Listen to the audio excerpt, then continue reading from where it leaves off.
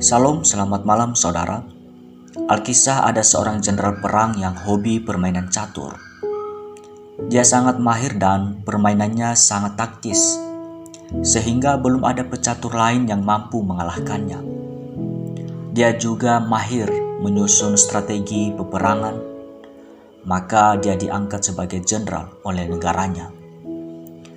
Suatu hari saat sang jenderal dalam perjalanan menuju medan peperangan dan melintasi sebuah desa kecil, dia melihat sebuah gubuk yang pada dinding luarnya tergantung papan bertuliskan "Pecatur terbaik dunia".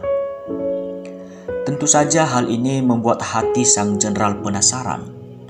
Ia segera menghampiri gubuk itu untuk menantang kakek pemilik gubuk itu untuk bertanding catur. Hasilnya, sang jenderal dapat memenangkan pertandingan dengan mudah dan dalam waktu yang lumayan singkat. Jenderal itu berkata dengan penuh kepercayaan diri dan sedikit sombong, "Anda harus mencopot papan itu," sambil menunjuk papan di depan gubuk itu. Dan dia pun melanjutkan perjalanannya dengan membusungkan dada, begitu bangga diri. Setelah menyelesaikan tugasnya, sang jenderal itu pun melewati desa yang sama dan melewati gubuk itu lagi. Dia pun heran dan agak emosi karena masih melihat tulisan "Pecatur terbaik dunia" belum juga diturunkan. Dengan penasaran, masuklah dia dan kembali ia menantang pemilik gubuk itu untuk bertanding catur lagi. Tapi kali ini sang jenderal pun sedikit menekan, kalau kakek itu kalah, dia akan mencopot dan mematahkan papan itu. Dan seandainya dia kalah, dia akan pulang ke kota jalan kaki. Kakek itu pun menyanggupinya bertanding. Namun kali ini hasilnya sangat mengejutkan. Sang jenderal kalah telak, malah 3 kali berturut-turut dalam waktu yang sangat singkat. Sang jenderal sangat terkejut dan ia bertanya, "Mengapa aku bisa jadi kalah?"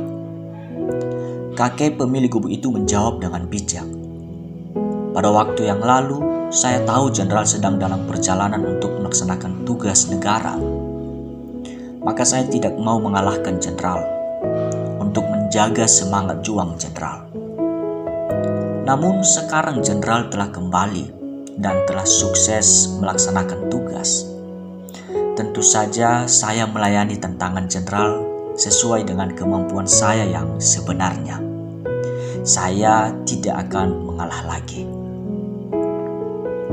Saudaraku, kemenangan sejati bukan karena kita bisa mengalahkan orang lain, tetapi dapat mengalahkan diri sendiri. Ada pepatah yang mengatakan karakter sejati seseorang terungkap dalam kekalahan. Saya pikir itu juga terungkap dalam kemenangan. Juga seperti dikatakan oleh seorang teolog, Profesor Knox, bahwa dalam usaha melebihi orang lain dan meyakinkan diri bahwa kita lebih baik daripada mereka, kita cenderung melebih-lebihkan kepentingan kita.